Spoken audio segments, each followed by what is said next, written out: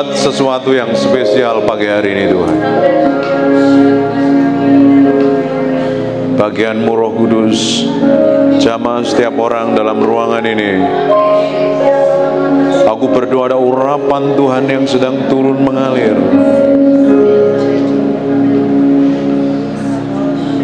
Dalam nama Yesus Kristus. Urapi kami semuanya. Kami minta roh hikmat, wahyu, dan pengertian. Kami berjanji semuanya untuk hormat kemuliaan bagi Yesus Kristus Tuhan. Selidikin sampai kedalaman batin kami Tuhan. Kau dapatin sesuatu yang tidak berkenan, cabut sampai ke akar-akarnya. Murnikan dan tarik terus, berjalan seirama dan seritme dengan Kau. Terima kasih buat pagi hari ini. Kami kembalikan buat Raja kami yang maha mulia dalam nama Yesus. Silakan duduk dalam hadirat Tuhan. Hari ini kita akan belajar sesuatu dan saya berdoa perjalanan kekristenan kita tambah hari tambah didapatin berkenan di hadapan Tuhan. Karena pengejaran di ujung kehidupan kita hanya pingin menyenangkan hati Tuhan, bukan yang lain. Tapi selama kita pakai tubuh daging ini seringkali keinginan kita yang lebih menonjol, kehendak kita yang seringkali ngontrol dan mengendalikan, emosi dan amarah kita seringkali yang memimpin. Apalagi ada motivasi-motivasi yang jahat yang tersembunyi yang di dalam kita ini sering mengalahkan suaranya Tuhan. Bukan Roh Kudus yang mimpin. Banyak orang Kristen dipimpin oleh keinginan daging dan hawa nafsunya. Dan ketika mereka bekerja di dunia marketplace, mereka bertetangga, mereka berhubungan, bisnis atau apapun yang difokuskan pada diri sendiri tanpa disadarin, bukan Yesus yang dimuliakan, malah jadi batu sandungan. Padahal kekristenan yang sejati harusnya dipimpin Roh Kudus sepenuhnya. Sepenuhnya. Realitanya daging kita yang nonjol, kehendak kita yang memimpin, ego kita yang mengendalikan. Ya, kita bisa datang ke gereja dan bisa nyembah Tuhan, kita bisa melayani Tuhan dan kelihatannya baik-baik saja, tapi belum tentu berkenan di hadapan Tuhan. Harusnya kekristenan kita tambah powerful. Tidak perlu pusing dengan apa yang terjadi kok. Tidak perlu pusing dengan masalah. Masalah pasti tetap ada. Selama kita tinggal di muka bumi, masalah selalu ada. Itu bagian yang diizinkan Tuhan kok, untuk mengeluarkan sesuatu yang jahat yang di dalam diri kita ini loh. Karena setiap orang selalu merasa dirinya paling benar, paling rohani, paling urapan, paling ngerti firman Tuhan, paling berkenan, bahkan paling masuk surga sendiri. Tapi sejatinya kita akan terlihat aslinya seperti apa ketika Bapak Ibu semuanya di tempat ini engkau dibenturkan pada kejadian dan masalah yang tidak enak dalam hidupmu. Reaksi yang pertama kali keluar dari mulutmu itu menunjukkan engkau seperti apa di hadapan Tuhan. Jadi kekristenan kita tidak bisa menipu lagi. Kita bisa tipu gembala kita bisa tipu pendeta, kita bisa tipu pasangan kita bisa tipu orang lain, tapi kita tidak bisa bohongin Tuhan loh. Tuhan tertarik sampai kedalaman batin kita, karena dari sanalah Dia yang bertahta berkuasa. Manusia sejak mengalami kelahiran baru, Tuhan berikan roh yang baru jadi tempat tahtanya Tuhan. Roh yang baru di mana kuasa Tuhan itu tinggal, hadirat Tuhan itu tinggal. Karena manusia ada 3 bagian, roh, jiwa, dan tubuh. Rohmu diperbarui waktu kamu mengalami kelahiran baru. Nah, dulu manusia rohnya rusak, binasa, digantikan roh yang baru dan diberikan hati yang baru jadi tempat tinggalnya Tuhan.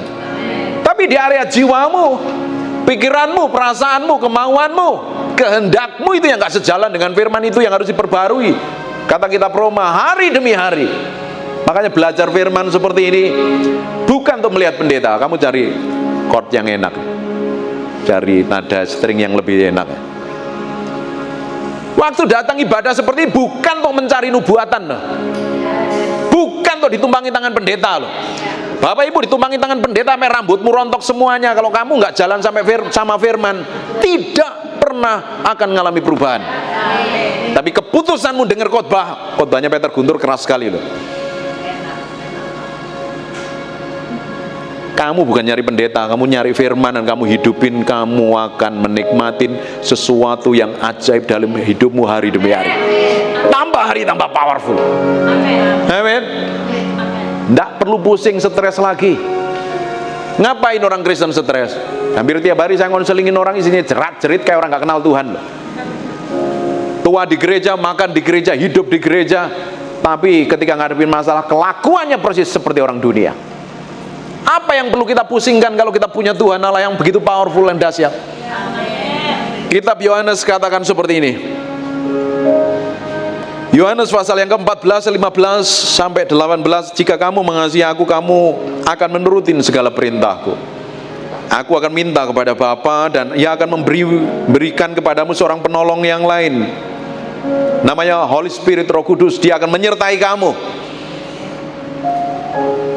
yaitu roh kebenaran.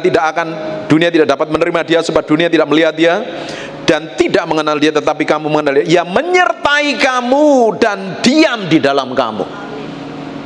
Tuhan tinggal di dalammu, Dia menyertai kamu, Dia mengurapin kamu. Jadi kenapa meski teriak-teriak histeris kayak orang gak kenal Tuhan gitu? Kenapa banyak orang Kristen di gereja kan kelihatan kudus suci semuanya di sini kan? Apalagi kalau angkat tangan, dilawat Tuhan, hadirat Tuhan turun, nangis, beler-beler semuanya lah. Kelihatan suci seperti Bunda Maria semuanya. Tapi kalau ngadepin masalah aslimu benar-benar kelihatan.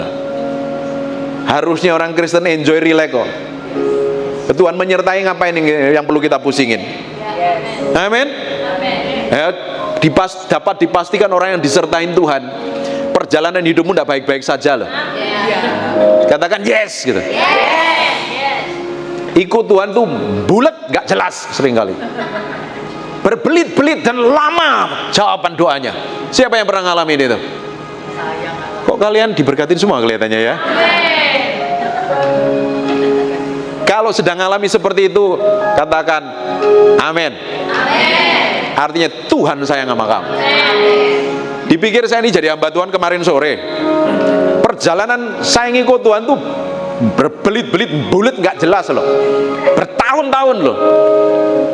Saya jadi hamba Tuhan dari tahun 98. Orang kenal saya tahun 2021 bulan Juni. Tanya istri saya, ini istri saya, perjalanan kita itu seringkali di pinggir jurang, licin, ruwet, doa, teriak, tengkurap, drosor, nangis, puasa. Sampai kita pernah puasa nggak makan garam sama sekali ya. Beli nasi goreng tanpa garam, bayangin. Dadar telur tanpa garam. Pingin ngalami terobosan, tidak terjadi terobosan. Lebih gitu karepe gitu Tuhan. Dan ternyata itu diizinkan Tuhan. Makanya Bapak Ibu kalau engkau ngadapin masalah, Tuhan sedang berurusan dengan hatimu. Katakan amin. Karena Tuhan mau bawa kamu masuk ke dalam level kehidupan yang berbeda, dalam pengurapan yang berbeda. Kita diproses, bangun bisnis Bapak Belur. Kalau suka dengerin khotbah saya, cari di YouTube Peter Guntur. Jangan lupa like, subscribe, comment, dan share. Bangun bisnis 2017 Bapak Belur. Kita bangun bisnis udah lama sekali loh. 2017 sampai 2021 Bapak Belur kita. Parah sekali. Minus. Sampai aset mau disita bank. Tuhan remukkan kami berdua lah. Karena Tuhan mau hati kami nempelnya sama Tuhan, bukan sama yang lain. Tuhan harus menjadi yang utama dan terutama dalam hidupmu loh. Seringkali orang Kristen datang ke gereja, Tuhan bukan yang utama. Duitmu, depositomu, rekeningmu, pengharapanmu, bisnismu. Kadang diizinkan Tuhan kita harus ngalami titik terendah yang saya sebut namanya permukaan itu, supaya hati kita ini nempelnya sama Tuhan. Kita benar-benar diremukkan begitu rupa. Saya pikir permukaan ini sudah selesai, dan istri saya udah Tuhan jangan diulang lagi. 2021 5 tahun kita diremukkan begitu rupa.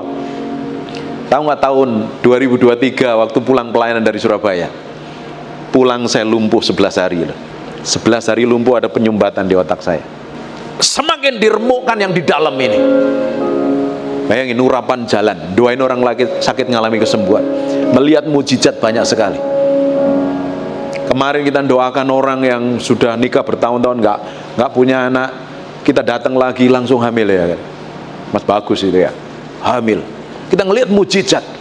11 hari saya sembuh sampai hari ini. Dulu gemoy sekali, saya beratnya 90 kilo, sekarang jaga pola makan, tanggung jawab dengan tubuh saya. Sekarang beratnya 75, kelihatan lebih seger ya kan. Apa pikir selesai proses itu? Hari ke-14 saya udah khotbah ya. Hari ke-20-nya saya pelayanan di Surabaya loh. Dalam kondisi masih sempoyongan, dari balik ke Jakarta khotbah sekali langsung ke Singapura. Tahu kan di Singapura kan nggak ada mobil yang antar jemput itu. Meski naik segala macam, jalan kaki kebanyakan ya kan. Masih sempoyongan dituntun istri saya, sekarang seger. Belum selesai proses itu. Kemarin pulang pelayanan dari Surabaya sebulan. Seminggu di rumah istri saya kena minyak kakinya, nggak bisa jalan 1,5 bulan. Saya mandiin di tempat tidur, saya suapin makan di tempat tidur, saya layani di tempat tidur. Proses tidak pernah berhenti. Selama kita ikut Tuhan, jangan pernah berharap jalanmu mulus dan baik-baik saja. Tidak, karena kita bayarnya di depan, kita nikmati di belakang. Amin. Bayarnya di depan mahal sekali. Saya jadi hamba Tuhan lama sekali, bayar harga yang mahal sekali. Dan terutama banyak orang Kristen mengharapkan hamba-hamba Tuhan yang diurapi terus dinubuatin dan kalian pulang berubah gitu. Saya matamu biru, engkau gak akan mengalami perubahan. Kamu meski bayar harga sendiri kok Tuhan. Dan itu diizinkan. Dan kita kenal Tuhan, perjalanan tadi seperti Ibu katakan, semua masalah ngajarin kita kenal pribadi Tuhan lebih dari apapun juga kok. Semakin kita kenal Tuhan, semakin ngerti Tuhan, kita tahu di balik semuanya itu ada promosi dan peninggian kok. Sekali Tuhan berjanji menyertai, sampai akhir hidupmu Dia menyertai. Kita akan lihat.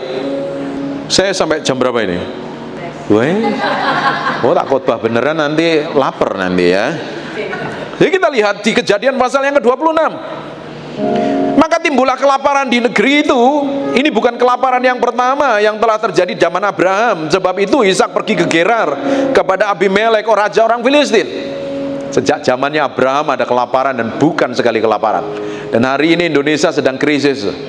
Kemarin saya baca ada berapa juta orang gak mudik karena keuangannya lagi susah. Dunia boleh susah, tapi orang yang disertain Tuhan, engkau gak perlu susah. Amin. Sekali Tuhan menyertai, sampai akhir zaman kau disertain Tuhan. Bagian kita hanya nempel sama Tuhan kok. Saya sudah buktikan Tuhan menyertai hidup saya. Pertama kali saya bertobat sama pendeta Franky Utana yang di Bali, yang di Rock nih. Tahun lalu kita khotbah di Rock di bawahnya. Terus saya dipanggil Tuhan tuh pergi ke Jakarta, nggak ada yang saya kenal. Tahun 98. Bayangin itu, kita ngalami banyak hal yang berat sekali. Saya jadi hamba Tuhan, gak jelas ujungnya seperti apa, jadi hamba Tuhan model apa. Saya lakukan yang terbaik untuk Tuhan. Saya bangun keintiman, saya siapin khotbah, sekalipun gak ada yang undang khotbah loh. 98 sampai 2001, paling setahun yang undang khotbahnya 1 orang, 2 orang. Setiap hari saya siapin, suatu hari saya akan dipakai Tuhan. Suatu hari saya khotbah, suatu hari saya akan melihat mujizat, saya akan melihat kesembuhan real, digenapi butuh waktu yang lama. Bayar harganya mahal ikut Tuhan. Terus kamu banyak ya orang Kristen ya, datang ke gereja, ngalamin masalah, wih pendeta ini urapan ini, woi nubuatan dapat penglihatan, terus kamu ditumpangi tangan, masalahmu selesai.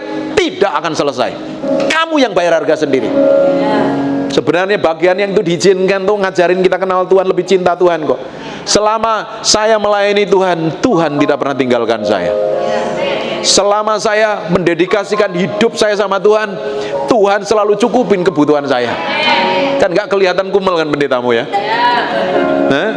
Agak kerenan dikit ya, sekalipun ya gak terlalu ganteng ya. Tapi Tuhan pelihara loh. Tuhan tidak pernah tinggalkan. Tahu nggak, proses demi proses berjalan sama istri saya, ngalami permukaan terus-terusan yang belum pernah selesai sampai hari ini pun.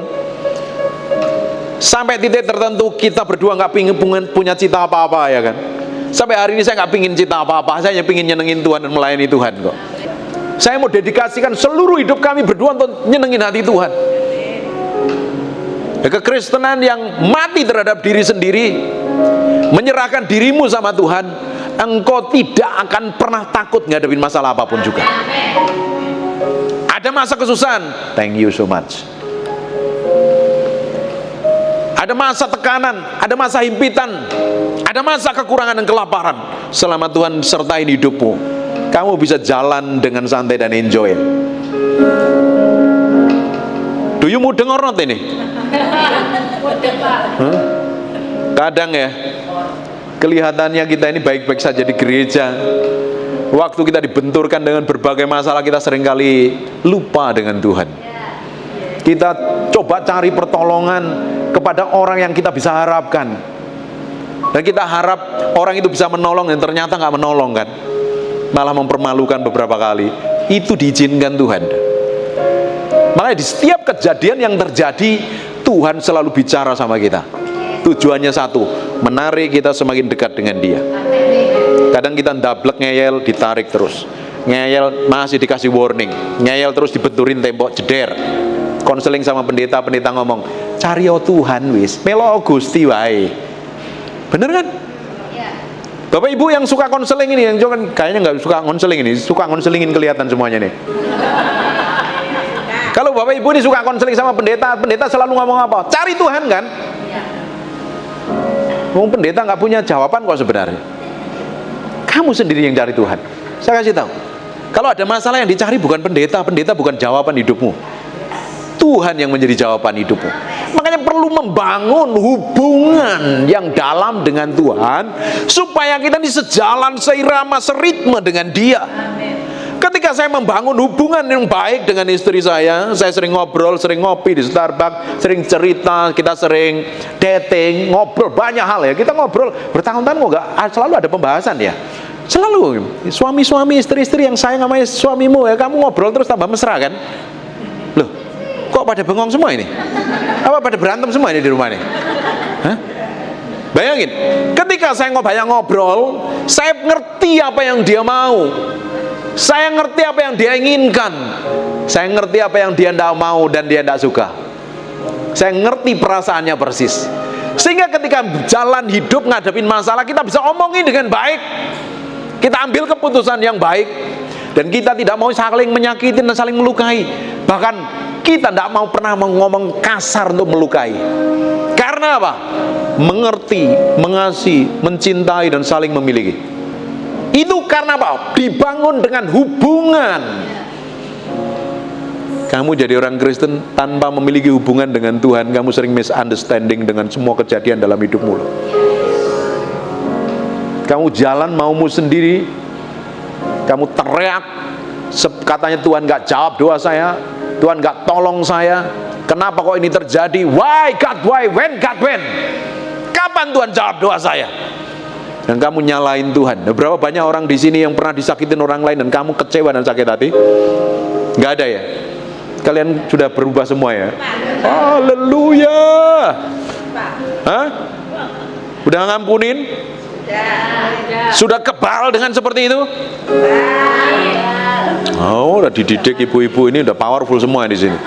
Hah? Tapi seringkali ketika kita diperkatakan buruk orang lain dan hati kita ini terluka, lalu udah hati terluka, nggak mau gereja-gerejaan, nggak mau ibadah-ibadah, nggak mau pede-pedean, nggak mau Tuhan-Tuhanan. Wong kecewanya sama orang ya Tuhan yang disakitin loh. Karepmu ki opo gitu dia. Hah? Terus dipikir dia bisa hidup tanpa Tuhan, hidupmu tambah ruwet loh. Seringkali kita terluka karena kita ini nggak mau dibentuk Tuhan. Kita seringkali berontak dengan semua hal yang terjadi dalam hidup kita.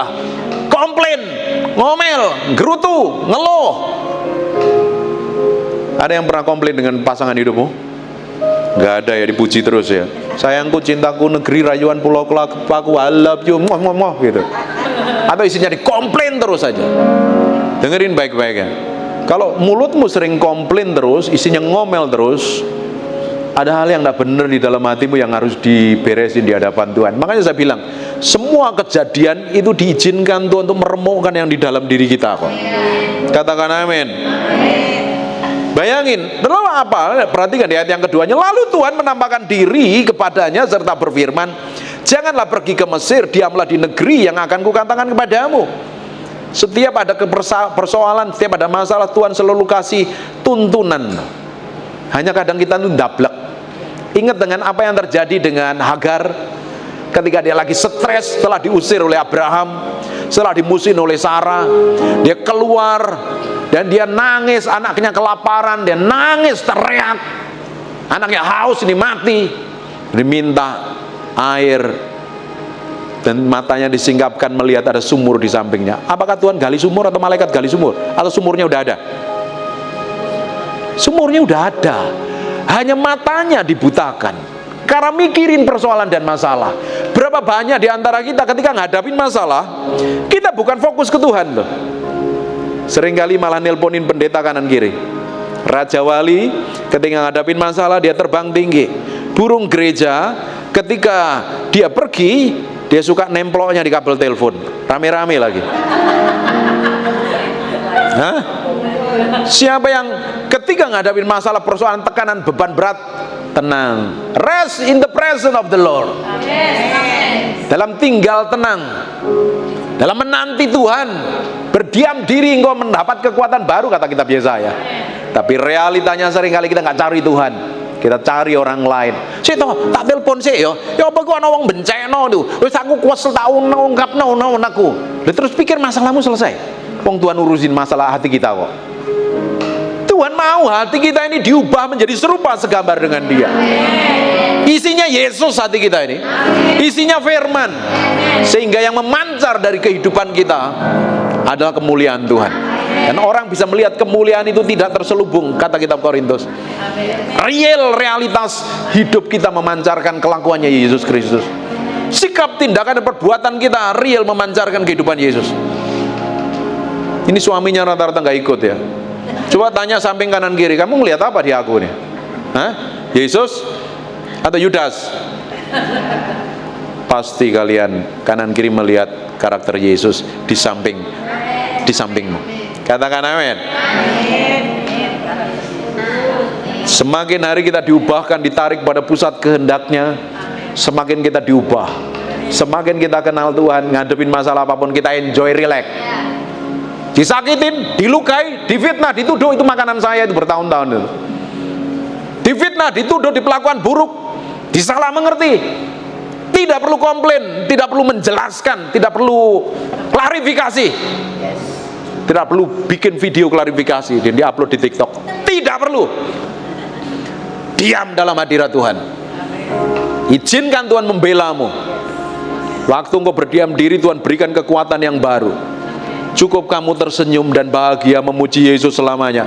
Tapi untuk memuji Yesus waktu dalam kondisi hati nggak enak kan, susah kan? Kata orang Surabaya mecucu, ya apa mecucu ya? Lagi kesel mecucu apa senyum? Pernah kan foto kan? Terus pas di foto lagi melongo. Terus dia ulang. Bener nggak? Karena apa? Elek kan? Bener nggak? Dengerin baik ibu-ibu, bapak-bapak ini. Kalau kamu lagi marah, lagi kesel, mulutmu mecucu, nggak ganteng, nggak cantik, welek. Makanya harus belajar senyum. Senyum dulu. Memuji Yesus selamanya.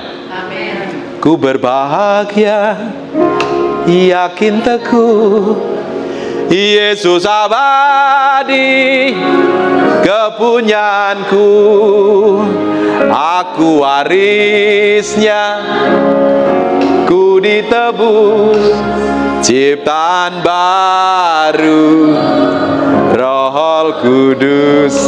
Aku bernyanyi bahagia, aku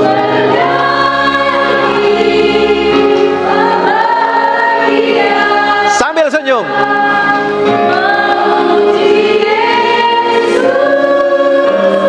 Selamanya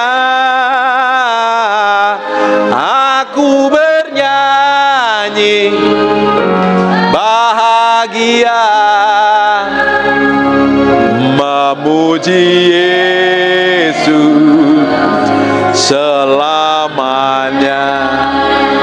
Sekarang semua kejadian buruk dalam hidupmu, responmu harus benar di hadapan Tuhan. Sesakit apapun, sendak enak apapun, sembenceno, engkau harus tetap tersenyum bahagia. Dagingmu akan teriak, emosimu akan jerit, dan mukamu harus dipaksa tersenyum dalam hadirat Tuhan. Itu cara terbaik engkau mati terhadap dirimu sendiri. Katakan yes. Senyum dulu, ketawa dulu, hahaha gitu. Tahu nggak? Waktu pulang kamu akan ngalamin ini, dan kamu akan nangis sendirian sama Tuhan. Ini pendeta khotbah apa kok aku ngalamin? Tapi itu bagus buat manusiamu. Semakin kenal Tuhan semakin powerful. Tahu nggak? Saya ajak tersenyum sambil mati daging ini. Engkau akan tambah powerful ikut Tuhannya. Urapanmu tambah powerful, hikmatmu, pengertianmu semakin powerful. Bayangin kalau orang disertain Tuhan, Alkitab katakan apa yang disentuhnya, apa yang dipegangnya, Tuhan akan buat berhasil. Amin. Musa ngomong begini, my presence shall go with thee and I will give thee rest. Saya tidak akan pergi tanpa disertain Tuhan. Saya tidak akan berjalan tanpa Tuhan berjalan di depan saya. Dan realitasnya Tuhan berjalan di depan kita kok. Tidak hanya Tuhan loh, malaikat berkemah di sekeliling kita loh. Hidupmu ngapain meski nangis-nangis, stres, jerit-jeritan itu? Ngapain kamu meski membela diri dan pingin membalas? Realitanya Tuhan menyertai hidupmu kok. Realitanya Tuhan menyertai hidupmu. Ngapain kamu meski khawatir tentang masa depan? Indonesia boleh krisis, keuangan boleh babak belur kok. Kita sering kali mengalami keuangan yang babak belur. Makanya saya bilang ikut Tuhan itu sering di pinggir jurang. Hanya ada satu akar, namanya Yesus. Tapi kalau hidupmu baik-baik saja, Bapak Ibu mau menyaksikan apa? Wong hidupmu baik-baik saja. Justru dibalik semua masalah yang terjadi, kita memiliki kesaksian, dan kesaksian itu merubah banyak orang loh. Kita Bayu katakan kita mengalahkan iblis dengan salah satunya apa? Kesaksian. Kesaksian apa itu? Karena kamu berjalan bersama Tuhan. Lihat, ketika Bapak Ibu ngadepin masalah dan kok mengalami kemenangan, ada ketemu nanti di kafe, di bar, di mall. Ibu ketemu di mall, ketemu di pasar, ketemu di tempat kerja. Loh, kamu ngapain bermuram durja seperti itu? Sini duduk bareng aku. Diajar ngomong, tiba-tiba orang-orang itu dilawat Tuhan melalui hidup kita.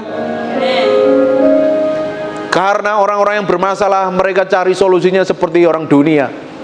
Mereka cari penghiburan di dunia yang gelap-gelap, yang taram-temaram itu. Ini pernah kita diajak ketemu, janji sama jemaat, nggak taunya diajak di bar. Wah ini gelap banget, terus nggak demen aku.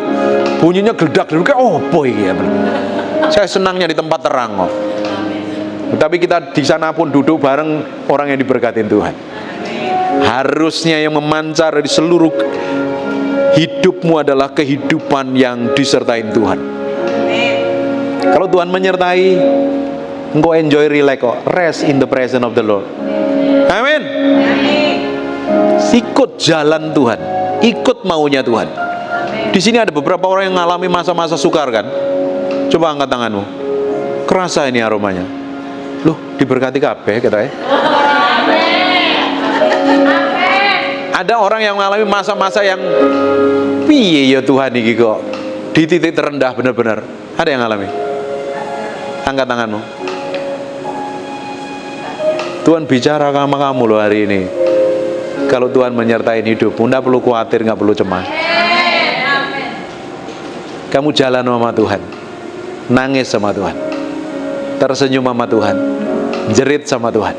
Waktu di titik terendah kami berdua ini, bayangin istri saya sampai hari ini trauma dengan semua tamu, semua orang telepon yang masuk.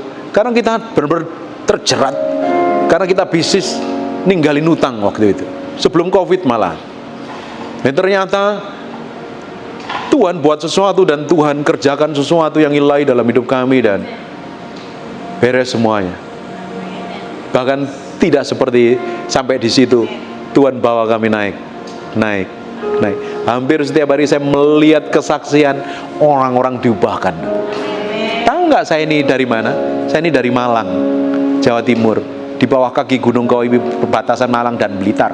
Desanya itu di Bendungan Laor itu. Istri saya tuh ajak pulang itu nggak kerasan, deso sekali.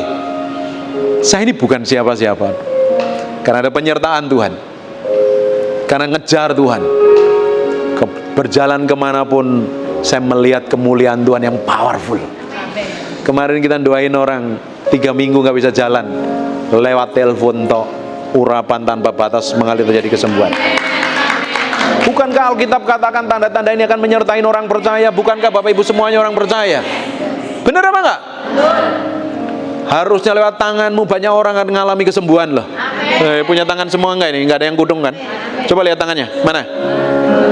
Lihat tanganmu, ngomong sama tanganmu, dari tanganku akan banyak orang diberkati. Aku berdoa, orang lumpuh berjalan, orang sakit mengalami kesembuhan. Apa saja yang ku kerjakan disertain Tuhan dan dibuat berhasil. Itu cara nih kerjaan Tuhan. Gak usah nyari pendeta, tumpangi tangan, diuyak-uyak, dinubuatin, diurapin, didorong-dorong, dikapak nih. Nek kamu gak jalan sama Tuhan, nothing. Saya pernah dinubuatin Tuhan lewat seorang hamba Tuhan waktu pertama kali sebelum saya bertobat tahun 96 di Bali, di Hotel Radisson Sanur, GBI Betani, Pak Arifin waktu itu yang bikin ibadah. Saya masih ingat nubuatan itu. Digenapinya dari tahun 96, nubuatan itu digenapi tahun 2021. Apakah saya hanya ongkang-ongkang kaki?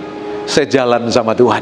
Ketika saya jalan sama Tuhan ternyata tidak enak, tetap setia. Kadang waktu berdoa nggak langsung dijawabkan. Kadang katanya Tuhan pertolongannya tepat pada waktunya, tapi seringkali molor sedikit. Benar kan? Benar apa enggak? Tahu nggak kenapa? Waktu ditarik molor sedikit, hati kita nempelnya sama Tuhan atau nempel sama hal yang lain? Karena Tuhan lebih tertarik yang di dalam hati kita. Makanya ini benar dulu. Hatimu meski benar, sikapmu meski benar. Datang ibadah hanya sekedar dengerin khotbah pendeta dan kamu nggak hidupin, percuma loh. Kamu rajin ibadah di kamar doamu, kamu nggak pernah berdoa, percuma. Makanya kalau diajak nyembah itu pelongo-pelongo tok ya. Apa? Hah? Api pendeta nih ya.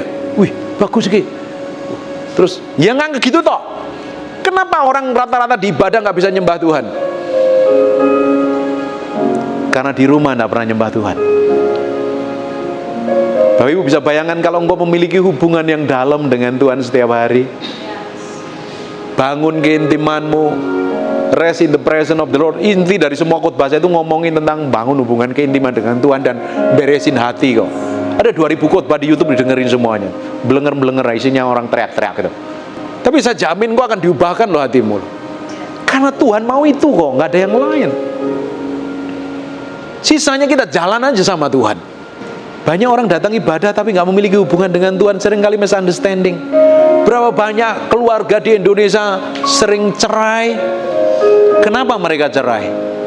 Karena nggak nangkep apa yang diomongin pasangan hidupnya, nggak saling mengerti, misunderstanding, salah paham, isinya ribut, gegeran, saling menyalahkan, saling merendahkan, saling menyakitin. Why? Nggak bangun komunikasi dengan pasangan hidupnya. Pingin hidupmu jalan baik-baik saja, jadi orang kesayangannya Tuhan kan? Pingin kan apa yang dikerjakan tanganmu Tuhan bikin berhasil kan? Jalan seirama seritme dengan Tuhan, engkau mesti dengerin apa yang Tuhan mau lo.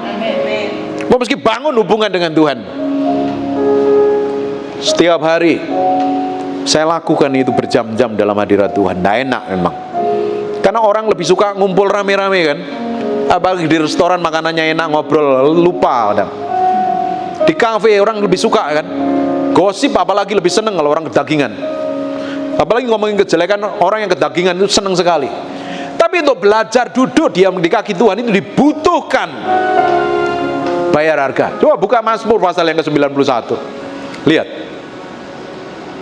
Mazmur 91. Orang yang duduk diam. Mazmur pasal 91, ini ayat muncul tiba-tiba. Ini loh orang yang disertain Tuhan, orang yang dikasihin Tuhan, perjalanannya baik-baik saja. Di Mazmur 23 juga ngomong yang sama. Memang tujuannya Tuhan untuk mendatangkan kebaikan, tapi seringkali kita akan dibawa ke lembah kekelaman sendirian. Tapi gak perlu khawatir, karena masalah itu baik. Katakan masalah itu baik. Persoalan itu baik. Tekanan itu sehat. Datangnya dari Tuhan. Amin. Tapi di ujungnya tongkat dan gada Tuhan akan menuntun kita kok. Bahkan di ujungnya Tuhan akan memberikan hidangan di hadapan para lawan kita kok. Itu bagian kita akan ngikut Tuhan. Benar-benar nempel sepenuhnya. Orang yang mengasihi aku, dia akan melakukan semua perintahku. Tidak bisa kompromi loh itu. Perhatikan ya, orang yang duduk dalam lindungan yang maha tinggi, duduk beri waktu sama Tuhan apa enggak? Waktu Bapak Ibu duduk di tempat ini, tempat ibadah ini, kok beri waktu apa enggak? Ada pengorbanan apa enggak? Bayar parkir, bayar tol, keluar bensin, bayar sopir, dan lain sebagainya. Dan meski pakai blush on, pakai skincare, ke salon dan lain sebagainya, perlu biaya. Duduk itu perlu waktu, perlu tenaga, perlu komitmen. Dan bermalam dalam naungan yang maha kuasa, kalau bermalam lebih biayanya lebih mahal lagi apa enggak? Nginep di hotel kan mahal kan, sewa apartemen juga mahal kan. Itu perlu waktu lebih lama enggak kalau bermalam? Tapi realitasnya banyak orang hanya di pelataran saja. Kan ada lagunya bagus Pak. Lebih baik satu hari di pelataranmu. Kita nggak perlu di pelataran, kita harus masuk sampai kedalaman dimensi hatinya Tuhan. Bermalam dalam hadiratnya Tuhan. Lihat, orang yang bergaul dengan Tuhan, orang yang kenal Tuhan, dia bisa ngomong dan berkata kepada Tuhan, tempat perlindungan kubu pertahananku, Allahku yang kupercaya. Musa ngerti ini. Musa ngerti ini. Di Keluaran 4 ayat yang ke-12, oleh sebab itu pergilah, aku akan menyertai lidahmu dan mengajar engkau apa yang harus kukatakan. Dia bukan siapa-siapa. Dia nggak ngerti, dia gagap. Di ayat yang ke-15-nya, maka engkau harus berbicara kepadanya dan menaruh perkataan itu ke dalam mulutnya. Aku akan menyertai lidahmu dan lidahnya yang mengajarkan kepadamu apa yang harus kamu lakukan. Perhatikan ya, di ulangan 2 ayat ke-7-nya. Sebab Tuhan Allahmu memberkati engkau dalam segala pekerjaan tanganmu. Kita pingin kan seperti ini? Yang bangun bisnis, pingin bisnismu tambah maju dan diberkati, omsetmu gede, marginmu lebih gede. Amin. Pingin usahamu yang usaha kuliner, makananmu dikenal banyak orang dan orderanmu melimpah-limpah kan? Bener apa enggak? Yang pelayanan kau pingin disertain Tuhan, urapanmu powerful, lebih powerful dari Benihin. Amin. Lebih powerful dari Elia. Perhatikan ya. Dan jangan gemetar karena mereka. Kalau Tuhan ngomong jangan gemetar karena mereka, pasti ada tantangan di depan hidup kita. Makanya selama kita hidup, kita selalu ngadepin masalah. Gak mungkin kita lepas dari masalah. Ibu tadi katakan kalau orang gak mau masalah, meskinya dia harus mati. Selama kamu hidup, kamu akan ngadepin masalah kok. Kita harus tetap mengambil keputusan setiap hari sesuai dengan ketepatan ilahi. Tepat seperti apa yang Tuhan mau. Bayangin dari bangun tidur sampai kita pergi lagi tidur, setiap harinya kita diperhadapkan dengan ribuan keputusan yang kita harus ambil on the spot loh. Bayangin, kamu salah ngambil keputusan, kamu nggak ngerti firman, kamu nggak ngerti kehendak Tuhan, keputusanmu salah, efeknya panjang di belakang, berbentur-bentur, kacau, ruwet dan berantakan. Coba perhatikan, kita semua pernah mengalami kehancuran, kekacauan, keruwetan pernah terjadi dalam hidup kita. Apa mulus semua hidupmu? Semuanya pernah mengalami nggak? Coba perhatikan, dicek, flashback. Karena keputusan kita yang salah, nggak sesuai dengan kehendak Tuhan, kita kebentur masalah. Bener apa enggak? Siapa yang pernah ribut dengan orang dan kamu kesel? Nggak enak ya gitu. Ini punya perasaan semua apa enggak ini? Hah? Pernah kan? Coba perhatikan, kamu kesel sama orang, kamu marah sama orang, kamu nggak terima dengan orang karena respon hatimu salah. Bener apa enggak? Makanya setiap hari kita diperhadapkan dengan ribuan keputusan, dan keputusan itu kita harus ambil tepat seperti yang Tuhan mau. Kalau enggak, menyisakan problem di belakang, kita sendiri yang tanggung. Jalan ngikutin Tuhan, mati terhadap diri sendiri. 10 menit lagi saya selesai, katakan jangan dong gitu. 10 menit lagi saya selesai ini, lanjut gitu. Khotbah wapi gitu. Waduh, terima kasih ya, memuji diri sendiri ini ya. Kita mau berjalan setiap hari ngikutin kehendak Tuhan, tapi ujung akhirnya kita dapatin berkenan di hadapan Tuhan. Makanya ada teguran, ada nasihat, ada masalah sebenarnya meluruskan jalan kita tepat seperti yang Tuhan mau. Kemarin saya khotbah di mana itu, lupa tempatnya di mana. Dengerin baik-baik. Kita harus memiliki hati yang mau diremukkan, yang mau dibentuk Tuhan. Jangan keraskan hatimu. Tahu nggak ciri orang yang keras hatinya? Orang yang keras hatinya itu bukan ngomongnya kasar loh. Orang yang keras hatinya susah ditegur, susah dinasihatin, gampang tersinggung, gampang marah, gampang sakit hati, gampang emosian itu keras. Tapi orang yang lembut hatinya itu ngomongnya bukan kelemar-kelemar. Salam ibu, maju ya bu, maju, sono tak gentar, sono maju tak gentar. Jalannya kalem, jalannya begini. Orang lemah lembut itu tidak seperti itu. Lemah lembut itu bicara tentang hatimu ketika engkau ditegur mau bertobat dan berubah. Saul ditegur marah, teriak, bela diri. Siapa yang pernah ditegur teriak bela diri? Kalian ini tertegun, tertuduh atau apa sih? Hah? Kena kabeh ya, bagus ya khotbah ya. Bapak Ibu, kalau engkau ditegur, teriak, marah, histeris, itu hatimu tuh keras loh. Kadang bela diri lagi. Langsung ke pasar hewan, beli kambing hitam, nyalain orang lain. Ya gara-gara kamu, gara-gara kamu. Mbok yo terima itu loh. Iya aku salah. Ini ibu-ibu kalau suruh minta maaf kan susah kan? Kalian mana ini? Karena ibu-ibu kan manusia yang paling powerful dan strong kan. Selalu merasa benar sejagat raya rata-rata. Untuk benar ya Pak? Ini istrinya? Bukan. Kadang ya, istri untuk minta maaf itu kan susah biasanya ya. Sekarang mau belajar ya, koreksi sendiri, jangan nyalain orang lain. Belajar memiliki hati yang lembut, mau dibentuk, mau diproses itu. Kalau enggak nanti kamu seperti Saul, selalu cari kambing hitam. Tapi ketika Daud bikin kesalahan ditegur, nangis sama Tuhan, jangan ambil rohmu daripadaku. Karena ketika kita ngambil keputusan yang salah, kita bikin masalah, tanpa sadar kita nyakitin hati Tuhan. Tahu nggak, Roh Kudus sangat sensitif, sangat lembut sekali. Di Efesus pasal 4 ayat 30, jangan dukakan Roh Kudus karena dia seringkali terluka. Ibu-ibu kan perasaanmu lembut semua kan? Seringkali kamu dengar perkataan suamimu yang agak tajam, langsung mukamu bermuram durja ya kan? Pernah ngalami kayak gitu nggak?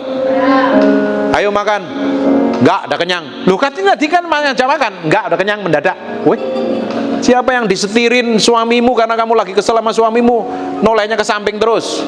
Awas lu, pegel ini mone. Pernah kan ibu-ibu? Loh kalian ini bengong-bengong atau apa sih? Hah? Karena tahu nggak kenapa? Responmu salah. Karena setiap masalah yang terjadi kita harus memiliki respon yang benar. Daud bertobatlah. Dia nggak mau nyakitin hatinya Tuhan. Tahu nggak? Di Kisah Para Rasul dipromosin the man after my own heart. Orang kesayangannya Tuhan. Apakah dia sempurna? Tidak sempurna. Bikin kesalahan. Kata orang Surabaya, dia nabok nyilih tangan. Dia hajar Uria pakai tangannya, panglimanya. Jahat di hadapan Tuhan. Dia bertobat, dia nangis sama Tuhan. Dan ujungnya dipromosi menjadi orang kesayangannya Tuhan. Nanti kita semuanya ke surga, kita akan temui Daud. Daud, kamu tuh kok bisa kayak begitu? Pi rencana. Ternyata ya Daud setelah diurapi perjalanannya tidak enak. Permukaan di bumi permukaan.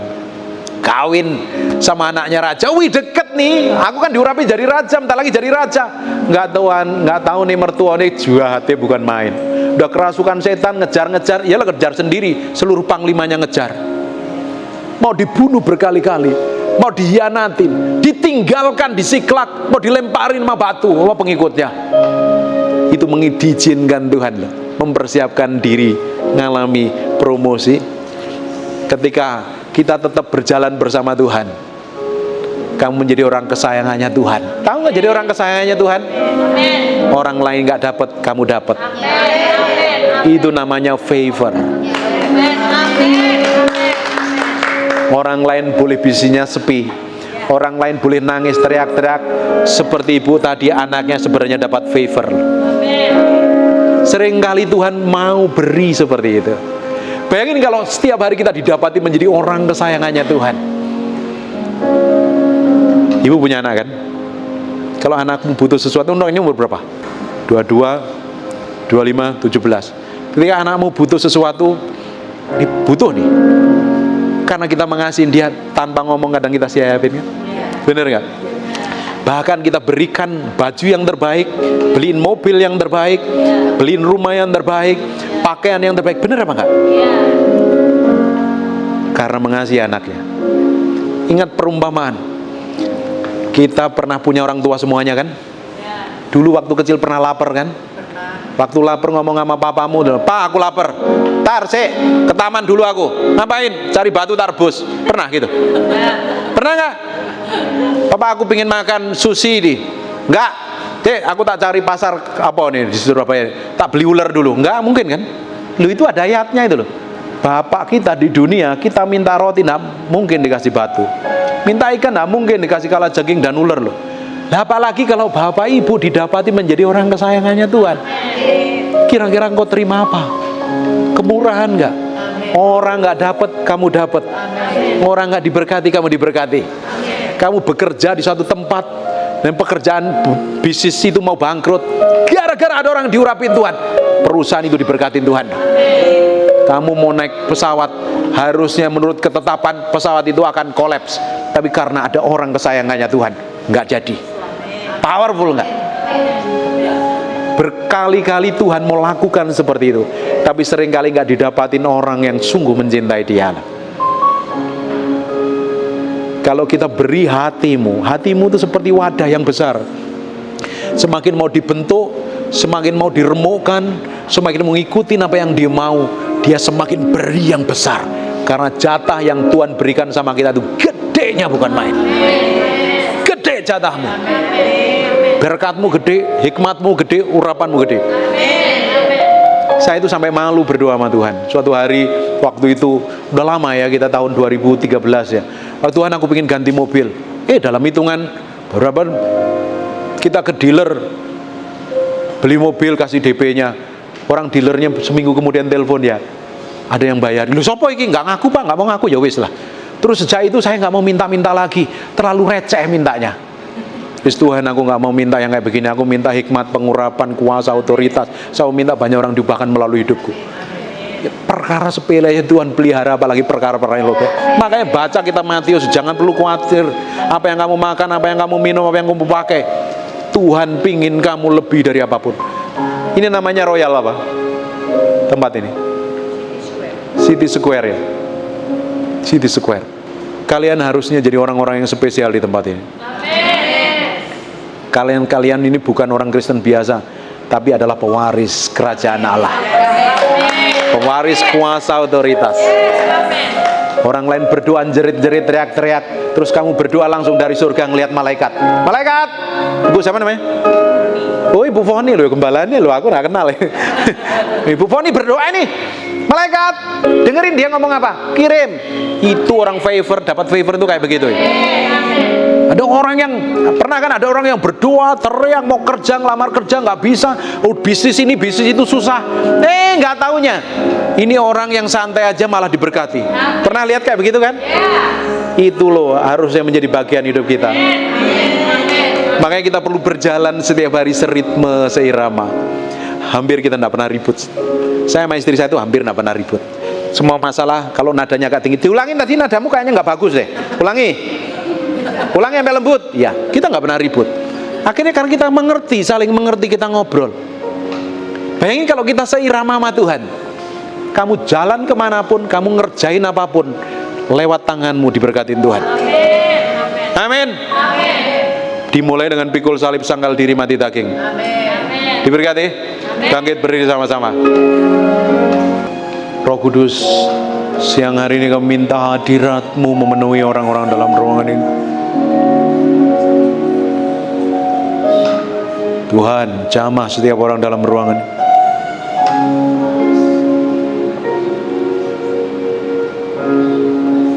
Aku berdoa ada pengurapan Tuhan turun dalam ruangan ini Tuhan. Pareboko sheko manama pakarabat. Kau lihat orang-orang yang haus dan lapar akan Tuhan ini. Tuhan beracara dengan caramu yang ajaib.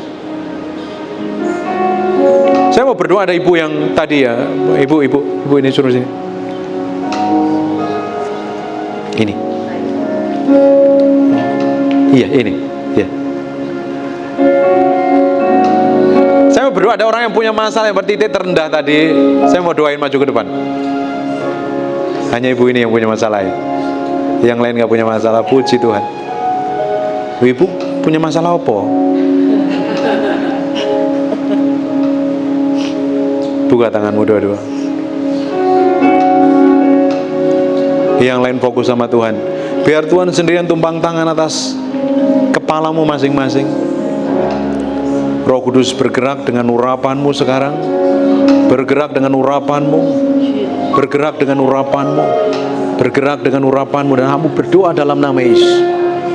Dalam nama Yesus. Tuhan, jamah, urapanmu mengalir. Urapanmu mengalir. Sekarang kuasa itu turun. Urapan itu turun. Hadiratmu mengalir dari ujung rambut sampai telapak kaki. Sertai. Urapan itu turun. Dalam nama Yesus. Bicara terus dalam hati. Bicara terus dalam hati. Bicara terus dalam hati.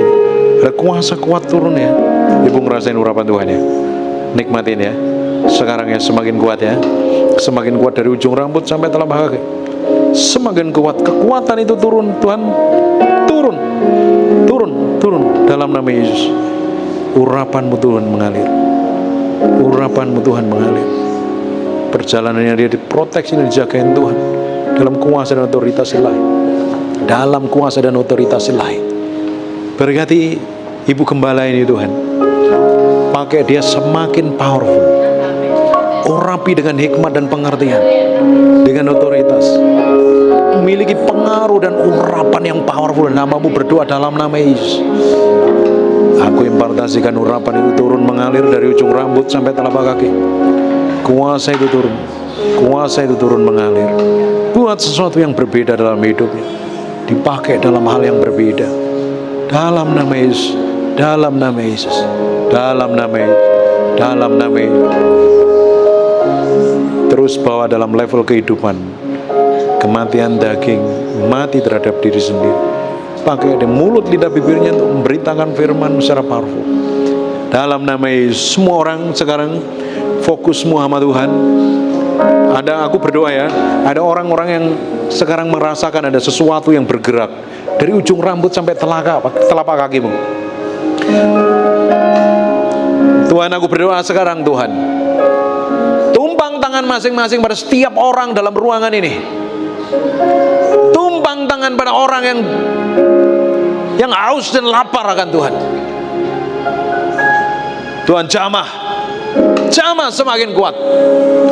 Jamah Roh Kudus. Roh Kudus, Engkau urapi orang-orang yang haus dan lapar ini. Urapi orang-orang yang haus dan lapar ini. Berkat-Mu berkelimpahan untuk ibu ini. Anugerah, kuasa, otoritas, hikmat, penyertaan Tuhan. Urapan yang powerful dalam nama. Lihat kerinduannya, kehausan dan kelaparannya akan Tuhan. Kerinduan, kehausan dan kelaparannya akan Tuhan. Bawa dia ke dalam kehidupan yang berbeda. Dalam nama Yesus. Dalam nama Yesus. Dalam nama Yesus. Tuhan, mau berdoa Semua orang yang terlibat pelayanan di tempat ini Tuhan berkati. Tempat ini pun diberkatin Tuhan. Kirim orang-orang yang semakin hari semakin powerful datang di tempat ini. Penuh tempat ini, dipenuhi dengan orang-orang yang haus dan lapar. Berkati Ibu Foni dan suaminya, diberkati luar biasa dalam anugerah kesetiaan, kasih setia Tuhan yang tanpa batas. Berkat-Mu untuk orang-orang yang merindukan Tuhan lebih dari apapun juga. Pakai orang-orang di tempat ini jadi berkat bagi banyak orang. Urapan-Mu mengalir Tuhan, kuasa-Mu mengalir Tuhan. Hadirat-Mu memenuhi orang-orang yang haus dan lapar akan Tuhan. Dalam nama Yesus, kuasa Tuhan turun, urapan Tuhan turun. Dalam nama Yesus, dalam nama Yesus. Tuhan, terima kasih buat siang hari ini. Kami mantraikan firman-Mu dengan darah anak domba Allah. Firman ini nempel dalam hati kami berhari-hari, berminggu-minggu, berbulan-bulan. Firman jadi kehidupan. Dan mau berdoa orang-orang di tempat ini dibawa dalam level kehidupan yang powerful, berjalan dalam kemenangan, mengalami kemenangan, diproses, dibentuk, berjalan dalam kuasa Tuhan. Diberikan umur panjang, kesehatan yang sempurna, diberkati apa saja yang dikerjakan tangannya, Tuhan sendiri yang buat berhasil. Dalam nama Yesus. Terima kasih buat hadirat-Mu pagi hari ini. Kami kembalikan untuk hormat kemuliaan bagi Raja kami yang maha mulia. Yang diberkati Tuhan katakan amin. God bless you.